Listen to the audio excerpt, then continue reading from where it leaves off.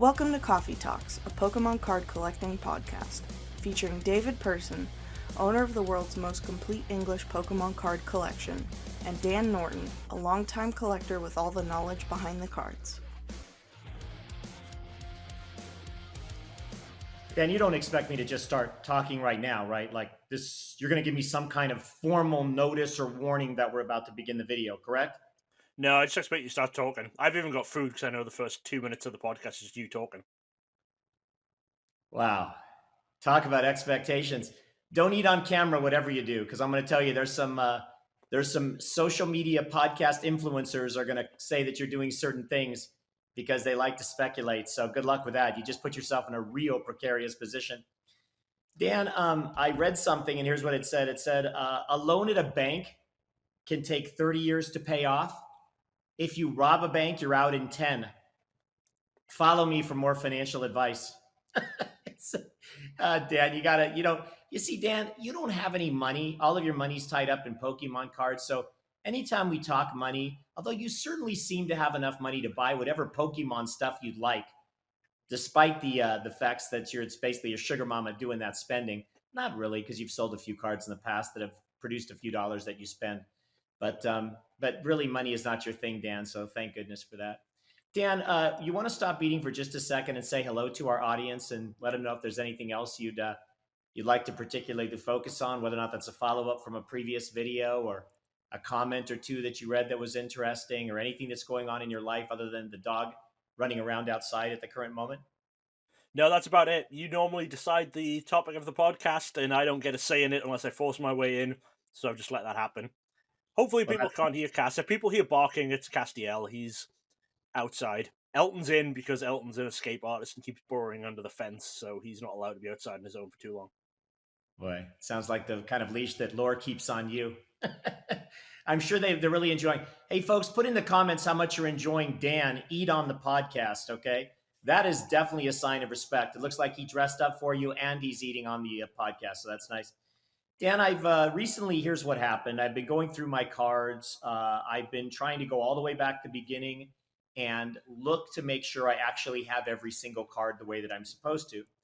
And I mentioned this in a previous podcast, but I have found a few situations where I actually have a duplicate of a card and I'm actually missing the card that's supposed to be in the slot next to another card because it's duplicated.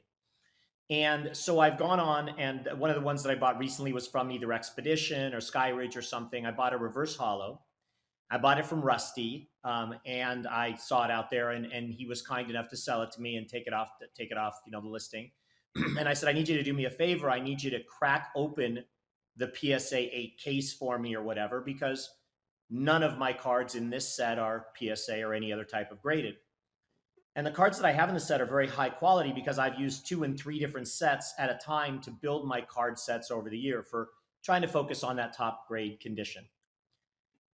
And so he said, sure, I'll crack it for you. And then all of a sudden, 2 days later in the mail, this card comes because the guy is as kind as heck and he's always helpful and I appreciate him. And so that's what happened. Well, I find another card exactly like that, same situation. I found another seller. And so I reached out and I said, look, I need some help. Here's a card. You got it for like $50 out there. Could you sell it to me for like $40, but crack it for me? And he actually knew of me a little bit as far as he said, he went and he looked up my site or my Instagram and he said, I don't trust you. He said, you can't, you're willing to pay me this and give me this extra $5 I'm asking or whatever. If I crack it for you, it seems like somebody that you would have cracked things before in your time. I've never cracked a card from a PSA case or from any graded case, Dan, because as you know, I don't even grade. I only buy graded cards if and when I need to because I can't find them in a condition I'm looking for in any other way.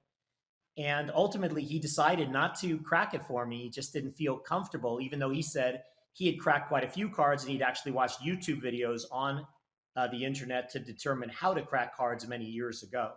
So I jokingly said, then do me a favor, take $5. He offered to take $5 off. So I said, I'm going to use the $5 you're taking off for not cracking it.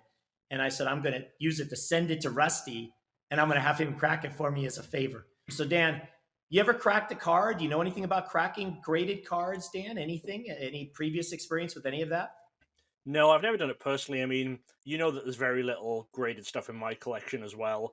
Just a few of my highest end stuff I graded in the past, I don't even know if I'd grade those again now if I had the opportunity. And then the other thing was I was for a little while buying some Vaporeons and PSA 10 because it was my favorite Pokemon back when the PSA 10s were a lot cheaper than they are now. I've actually been looking to try and sell a couple of the PSA 10s because the gap between 9 and 10 in value is just crazy.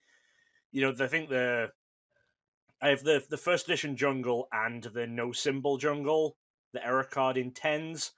And when I bought those, I think they were like 250, $300 a piece. And I was like, okay, for that, for that amount of money, I know the card is not valuable, it's the grade, but I'm fine having my favorite Pokemon in a 10 at that price. And now they're like 8 to 9,000 or something when the 9 is $250. And it's like, well, I'll either just get a raw one or at worst I'll get a 9. Like, I don't want to have that much value tied up, but because it's the value's in the 10, there's no way I'm cracking those. And yeah, I've never actually cracked a card out of a graded case before just because I have so little graded stuff passing through my hands. So Dan, that brings up a question I have. We've talked in the past few podcasts about this whole notion of what do people collect these days, and I know that you've been for many years trying to complete sets, but also I'm aware of your fondness for the character Vaporeon. So what do you do? Do you? Because I know you really aren't doing. You're not able to accomplish all of it at this moment in time. Yeah. Have you put aside the Vaporeon and just, if there's one in a set, that's great? Or do you still kind of in the background look to pick up those, when you can? I've picked up a few Vaporeons lately, if I'm just because I like it, but I think I've only picked up like maybe one PSA 10 in the past year and a half, 2 years, and it was the one that was like $50 because it was at a local card show and a guy I knew had it, and I was like, all right, well, I'm at a local show, it's here in person, maybe I'll pick it up. But because of the fact that I'm still missing a couple of very expensive Vaporeons in a 10, I've pretty much abandoned that project. If I had all of the expensive ones, all of the rarest ones I had in a 10, maybe I'd keep them and try and keep the project going. But the fact that I'm missing, I think the big one is the Legendary Collection Hollow. There's like 14 10s, and I think it's like a $5,000 card. There's no way I'm paying that for a card there's no way I'm paying that for a grade. I'd pay that for a card if the card was a $5,000 card. But to me, I'm never finishing that set. So if Vaporeons come out, I mean, obviously I'm still trying to get new sets and stuff anyway. But Right. I'm not chasing the 10s. And my new second favorite Pokemon now would be Terapagos. I absolutely love Terapagos. Talked about it in a few videos. Very cool new turtle Pokemon from the newest generation. I've been making sure I try and get him from every set that has that one. I've got my list, so I know which ones I need, and that's a higher priority than a lot of other things. Yeah, good. So, I mean, it's interesting because it really does show how collectors' choices change, how collectors, budgets make a difference in things, and that's the fun of being able to be a collector. You kind of do it exactly the way that you want, and I love acknowledging the achievements of so many collectors out there that are doing exactly what they love to do and not comparing it to anything else. One last thing about card acquisition in the last as I'll talk more about this project that I'm involved in. Not today, but because if I keep saying not today, then you have to keep watching, which those of you probably don't. But if in theory, if you would or wanted to, then Dan could get more watch time, and we'd have a reason to talk to each other. It can get tiring at times. We've never actually been tremendously fond of each other, but we're a tolerated pair, and that's important. So there's a company on eBay or something called Millennium Rose, and they had a card out there. And I don't know what it was. Maybe it was a fire red leaf green kind of card. I was missing a code card or something. And again, one of these duplicates that I found instead of having the actual all three that I needed. And so I inquired, and they were kind enough to respond. But the hilarity of this was they said, actually use a scanning system. And so the card you see will be the card you get. And they said, we hope things are working out better with you and your wife, David. So that was fantastic. That's like, you know what? There's actually some other folks out there that watch the podcast, and I really enjoyed the comment. And the guy's prices were outrageous. It made me sick. Don't ever buy from Millennium Rose because the prices are double and triple what they should be. But There's another viewer gone. Huh? There's another viewer gone. And I decided to pay because of what a kind comment that they said and really rooting for me and my wife, and that I knew they watched Dan's Coffee Talk podcast. I kid, Millennium Rose. I love you to death. You're the best. Thank you. Okay. Dan, here's what we're talking about today. We're going to talk about the Obsidian Flame Master Set. Now, you're going to think, what does that mean? We've been referring to that. I don't really want to talk about the Obsidian Flame Master Set. I refer to that because somebody that was in our comments talked about that and said that's what they were focused on. And they sent me a message and they said, I realized when I looked at this that I'm missing this one card. And it was the judge card that we talked about, the Rhyme, RYME, I believe. And so that led to some other topics. So I'm going to let you dive in, Dan. We're going to start out with, how do people use Bulbapedia in its most efficient way as a bottom line foundational element? And I'm going to build off this, but how do they use that when it comes to building a master set? So start there. Let's walk through that, and then I'll add some other context and questions for you. No, it's funny that you bring it up because that rhyme isn't listed on Bulbapedia yet because I haven't updated that. He said it was. Are you sure? No, the fact that at one point you mentioned Bulbapedia to me, and that was one of the reasons I thought it was from the first Professor Plaque, because I really thought that, because I know that only the first plaque is listed on Bulbapedia because the second one only got revealed like a couple of days ago, and no one had updated it yet as far as I know. But so best way to use Bulbapedia, or to build, if you're trying to build a master set. Can you look? Can we just pause here? Will you look and All see? Right, I'll look. Because he was saying I was sure he was using the list. Tell you what, I'm gonna put this on incognito mode, so at least my my browser history isn't pulling up an old version or anything. Yep, can confirm, not yet on Bulbapedia's list, because it takes someone to update it, which I haven't done yet because it's okay. So there's an implication there, Dan, and you can go back and start talking about this when you pick it up in the editing. But there's an implication that he saw it somewhere, because I wouldn't know, and he'd have to seen it. Yeah. So he would have. Could you speculate on where you thought that information may have come from?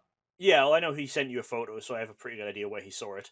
Anyway, the way you would start with building a master set using your resources is, easiest way is literally try and grab the ETB booklet if it's a set with a booklet. So it's like I just opened some Journey Together ETBs last night. These are actually a pretty good resource.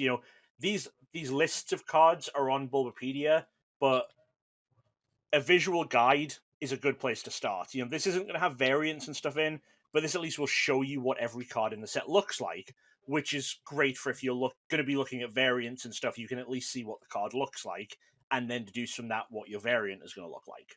That will also in the booklet tells you something that Bulbapedia doesn't on initial looking, because it has the multiple boxes above each card, so it will tell you which one has a reverse holo, which one doesn't. So that's a good place to start, is knowing what's in the full set. The booklet will help you with that. Then jump to Bulbapedia, go to that information tab, go to your additional cards list. That's going to give you a list of everything additional. Make sure you look through that, because a lot of people won't want to include jumbo cards in their master set. The jumbo cards are currently listed in those variants. I think we've been talking with Nathan. We're maybe going to do an overhaul of that at some point. Make jumbo cards a separate thing. It's just going to be a lot of time of going through every set to do it. So that's on the horizon at some point, I think. But for now, be aware that jumbo cards are listed in there. After that, if there's the next big one is prize packs. Sorry. Prize packs are currently listed on their own, like, prize pack pages on Bulbapedia, but they're not the best yet, because they don't always list the holo, non-holo, if there's multiple versions of a card in prize packs. So from there, you want to go to, if you Google just prize pack checklist Pokemon, the official Pokemon website has PDF checklists of every prize pack set, and it tells you their original set logo and numbering on these checklists. So next thing I would do is then go and download this, and then go through each checklist and just look at what's in the set that you want. Obviously, I don't personally have to do that, because as they come out, I've been curating a master list for myself of what's in every set and which prize pack series they came from. So I've got that, but that should be your next step. And then after that, a lot of it is going to be just keep revisiting Bulbapedia, or, keep an eye out, watch my news videos every 2 weeks as well, where I update stuff. Because if there's anything new discovered, that will at some point get added to the Bulbapedia list, or I'll mention it in one of those videos, and you can keep track there of if there's anything new comes out for the set that you're focused on. This one, that the Professor plaque that this guy saw, Hey, let's there's stop. only Let's stop. Just I want to come back to that. So let's before you finish on this, because that's going to be the top part of my next question. So can you tell people that what you once told me, is it still the case that you can eliminate the Bulbapedia ads and stuff if you create an account? You once told me, like a trick, so I don't have to see all those ads. Yeah, I think Law mentioned to me, if you create an account and sign in, I don't know if it gets rid of all of them, but it greatly reduces the amount of adverts on Bulbapedia. So that's always a good one to look at. Okay. And then, one of the things that's always confused me about checklists, and I don't use much else other than Bulbapedia, but because I also have all the reverse holo cards, so it's not as confusing for me because we've just accumulated those over the years. But when you talk about looking at these checklists, or you talk about going onto the Pokemon website and trying to find the checklist, I have tremendous confusion over trying to decipher between whether or not a card is there in regular form or in reverse holo form, or when the reverse holos actually end. And do I not understand how to read that stuff to really understand the symbols for what is holo, reverse holo, or do you just have to make your way through that? What is the deal there? So, if you're looking at the Bulbapedia list, the symbols next to each card are the rarity. So you have the circle for common, the diamond for uncommon, the star for rare, and then like the double star is EXs, the silver star is an illustration rare, etc.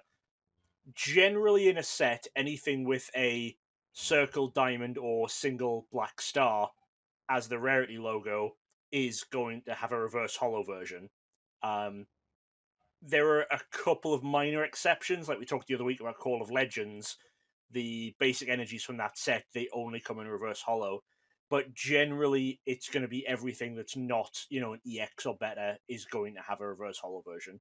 But Bulbapedia will normally list under the info tab as well if there's some sort of change to that where something doesn't have a reverse holo version when it should. Okay. And that's really interesting because again, I don't really know all this stuff like you do and like most of our audience does. So for me, it's always educational. You I was going to point out to people that I think there's a lot of great information in Bulbapedia as well, just from a historical perspective about the expansions and the release of sets and what they're based on. But sometimes even buried within some of that text information, there's a nugget or two. And so recently I got a hold of you and I said, I'm doing it again, Dan. I'm checking all my sets again to find out what I'm missing and what I've gone over 100 times. And I still made another mistake. And I said to you, I think it was the Call of Legends set. Yeah. I said, I looks like I'm missing 8 or 9 energy cards, or I guess I was just said I was missing them. And you said, David, that information's actually contained in Bulbapedia, though it's not in the set list somewhere or the information. It's actually in the text of the information about the set. Can you clarify what that was real quick? Yeah, I just mentioned that one. It's that in that set, the energies only have reverse holos. They don't have non-holo versions.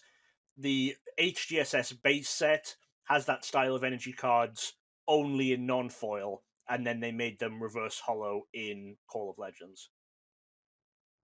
Is that pretty unusual? I mean, is that the only situation you know of in the hobby so far, TCG wise, where there's reverse holos of energies but not actual energies in the set?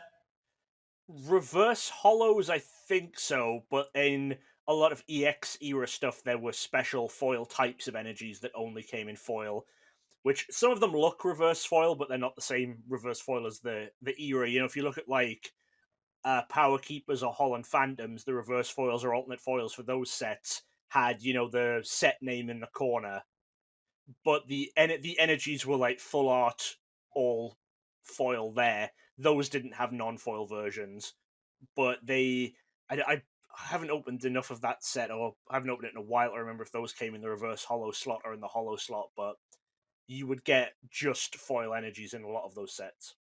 Okay. All right. Good to know. All right, Dan. So now I'm going to let you pick up from where you were. I'm going to give context and then you can go. So the person that was building the Obsidian Flames Master set said, I thought I was all done, and I found out that there's now another card that's been added to it. Now, I need to say something here because Dan loves to talk about this before I even talk about the topic we're going to talk about. And that is, never think Never, ever, ever, folks in the audience, should you ever think that you're near done.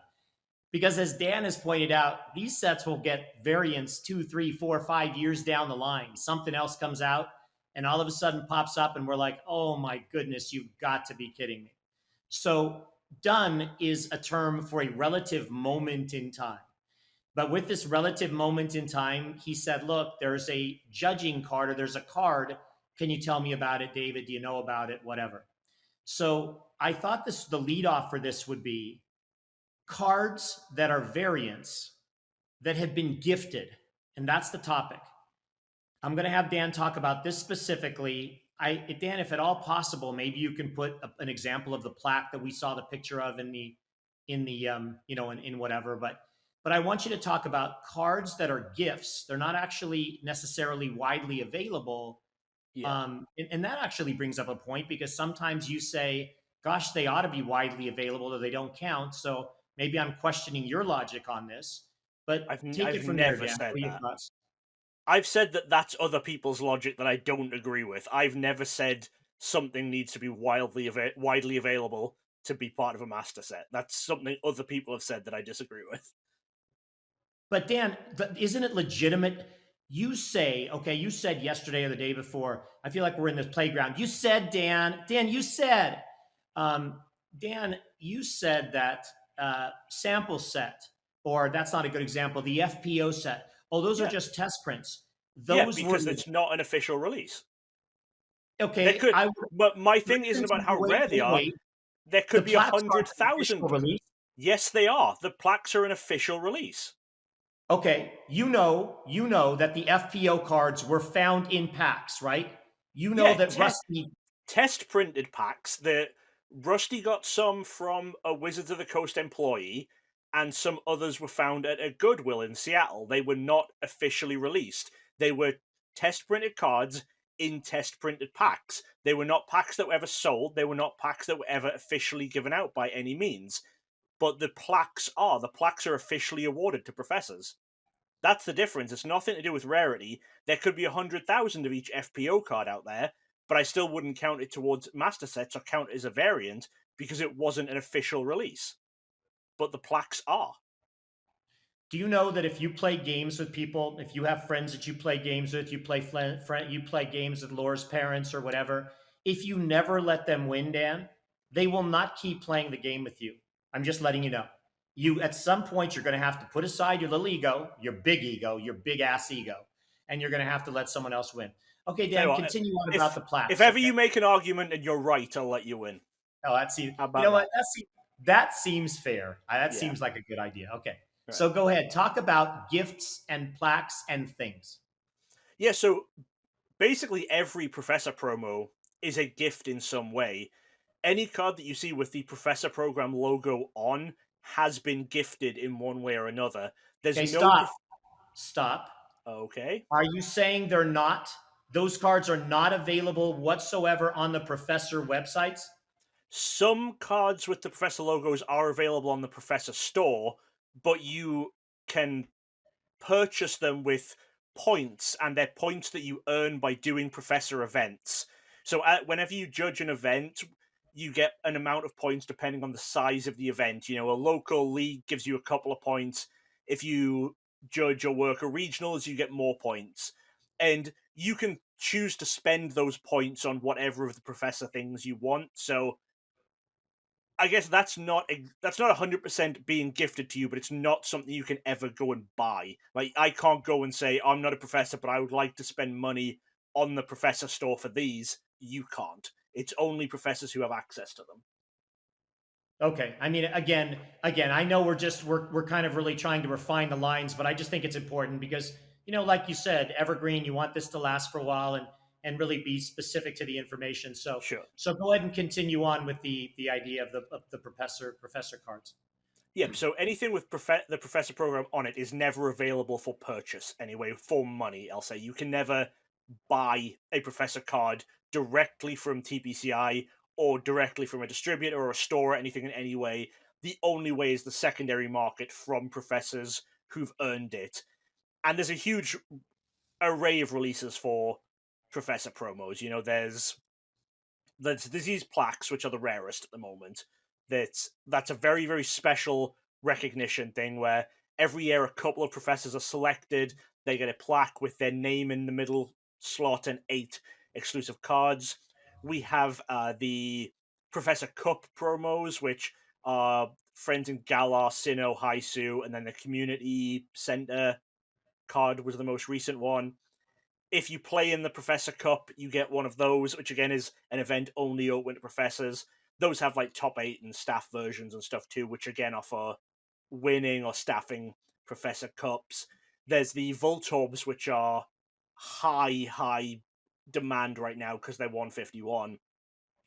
The regular Voltorb is for doing a red ball drill at regionals, which your mentor will select some professors at random during the regionals to do like a training exercise. You get the Voltorb for that. The special Cosmos version of the Voltorb is actually for being a mentor. So those are incredibly rare as well. Outside of the Professor one, I mean, basically, gifted is probably not the right word for these, but things like regionals and staff promos from regionals, or any staff promos from any events, are again cards that you can't purchase in any way. They're cards that are only given out for doing this specific thing. I mean, regionals obviously pay your entry and stuff into the regionals, so it's a lot less of a gift than like these professor promos are, but those are other examples of cards that you can't just buy. You know, a lot of these variants are simply go and buy this theme deck, it's in there, go and buy this blister pack, it's in there. But there's a lot of those others which for different reasons are not purchase available. Okay. And the other things that come to mind, I was thinking of the Ishihara, the birthday cards. Yeah, So those I mean were that's I guess if we're Go talking ahead. about variants, that's not a card that's a variant. That's a card that's a promo card in its own right, basically. That Yeah, one that's probably toes the line between whether people would consider it a promo card, like an official release promo card, or something a bit different, because obviously it was only given out at his birthday party within the Pokemon Company, within Pokemon Company International as well.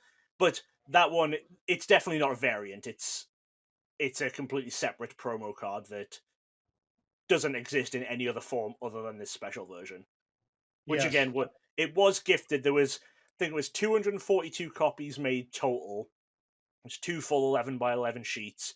I believe, from what I know, the majority were gifted to Ishihara at his birthday party. Some people from TBCI got copies to keep a hold of, but then at his birthday party, Ishihara gave a lot out just because he'd been given them. So there was a lot more people who just got them handed out while they were there at this exclusive like VIP birthday party.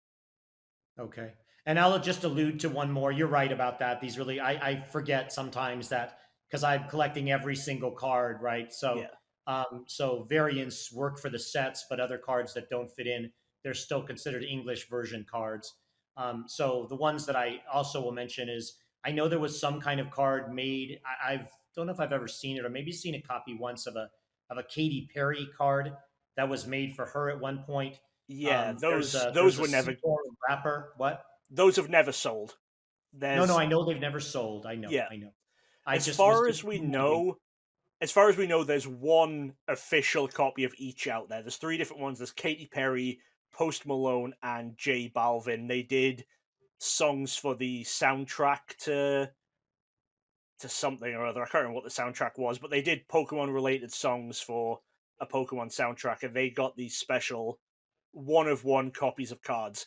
Now, as I'm sure you know, 1 of 1 is not 1 of 1. There will be more copies of these at TBCI, but unlike a lot of stuff we've seen leak out from TBCI, I imagine these are much more under lock and key, much more have been held because of the fact that they're 1 of 1 and they feature an artist's likeness, so it would be a much bigger deal if any of them ever actually leaked out. So those exist, those are out there.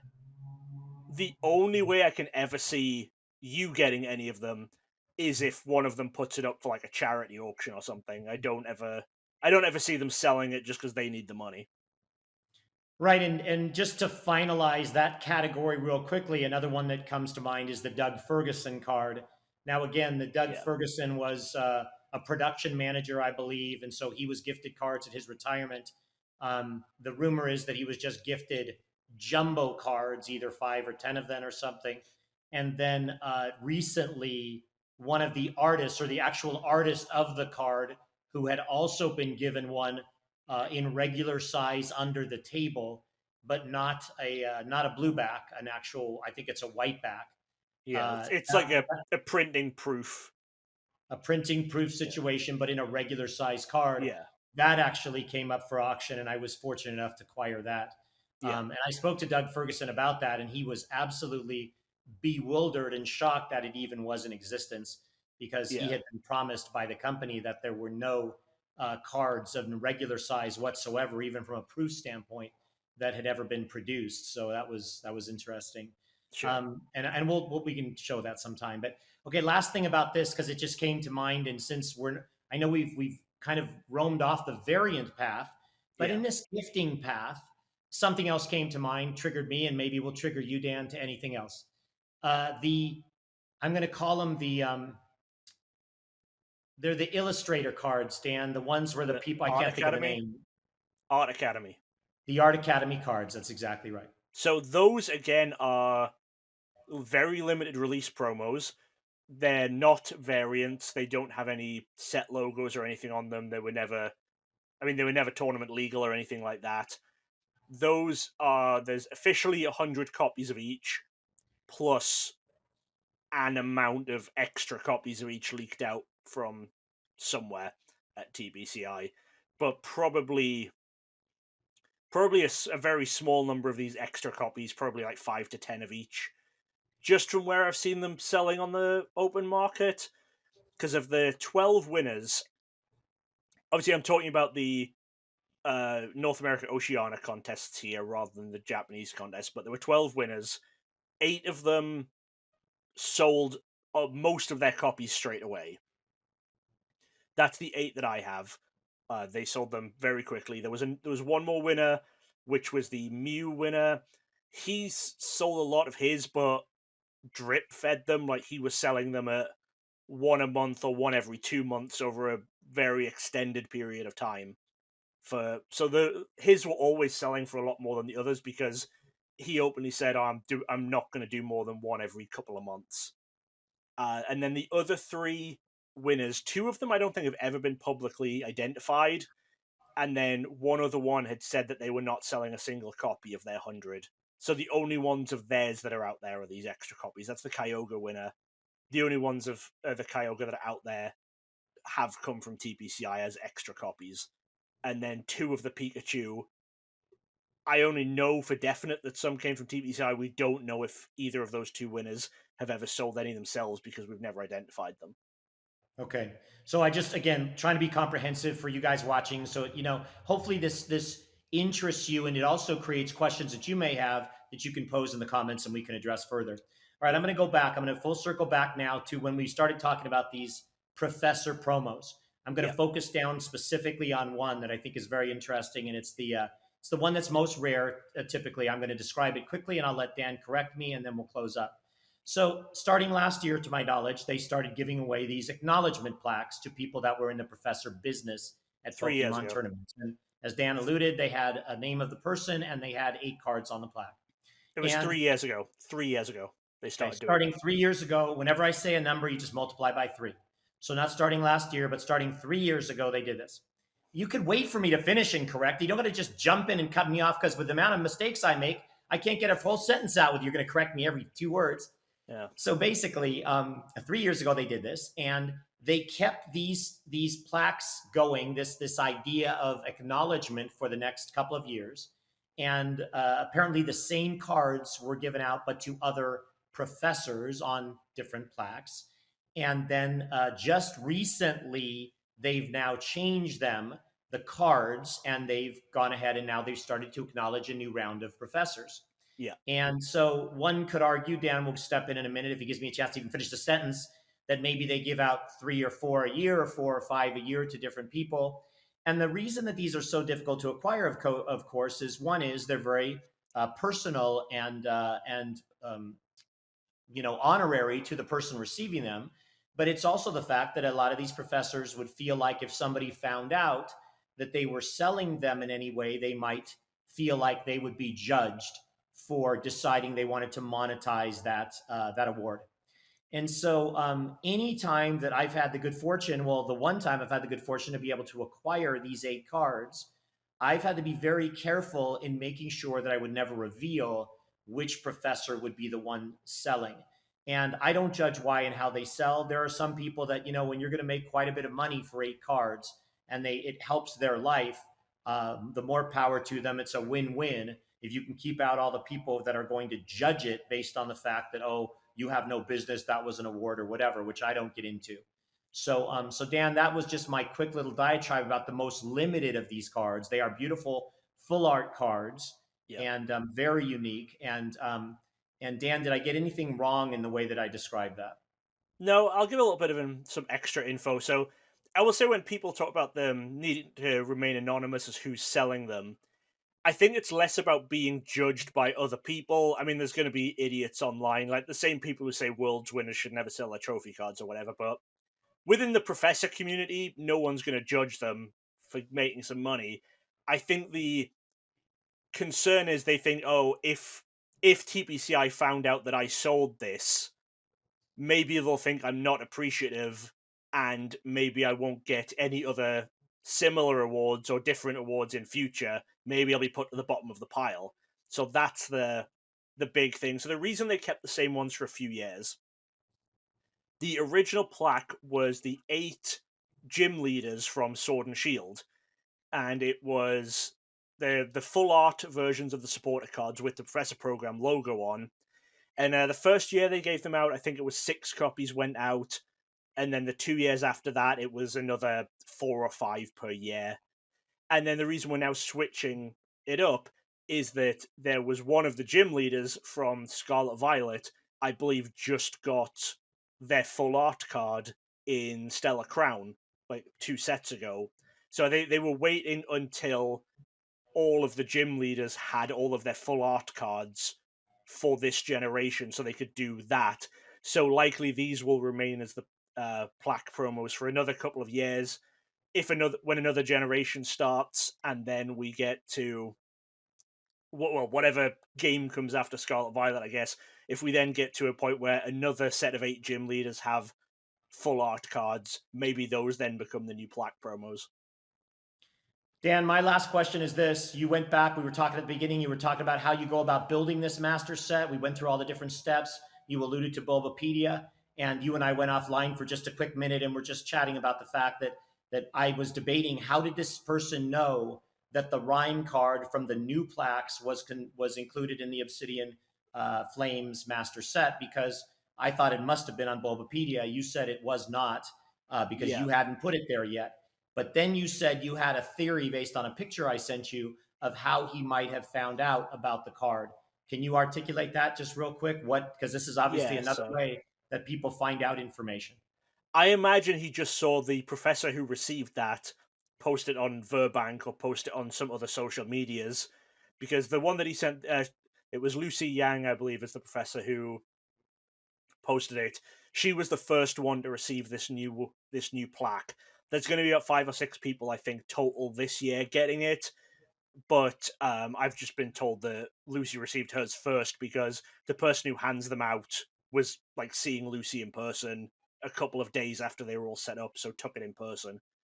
And then others have been shipped out or handed out at other events. I think there's maybe 3 people so far actually have them in hand, and then there's another couple getting them this year. And then there'll be more next year and the year after. Yes, and as you said, likely with the same cards. Yeah, it will be the same cards for the next couple of years. Yeah. Okay. Thank you to all of you that watched. Thank you. We appreciate you so much, as I always say. I'm going to state again for once more for the record, if I'm going to state it a lot, I'm not posting these videos because I lose subscribers every time I do. So we ask very kindly that if you get a chance to tell a friend, if you like what you're watching, if you find it beneficial, if you're part of a collectors group, any watchers that you can let know they're coming out when they do come out, I'd really appreciate it, because again, trying to support Dan for all the years of the time and effort he's put forth to try to help me continue to maintain and build this collection. Yeah, and the Koffee Talks Instagram, which is linked in the description of the video, that one is going to post every single video as they come out. Just myself and David on our personal socials will promote it about once a week, just so that we're not spamming people or annoying people. So check that out if you want to see the notifications every time a video comes out. Be sure to follow that as well. I'll have some other videos as in addition to these, which of course I'll be promoting those on my main socials as well when those actually come out. Okay. If you're stalking me, Emily, you know who you are. Stop. Take care, guys. Wonderful to see you. Bye-bye. Bye. Thanks for listening to Koffee Talks with Dan Norton and David Person, with music by More Than Never and artwork by Lore Norton. A special thanks to all of our Patreon members. Join us again next time. But they don't want you to.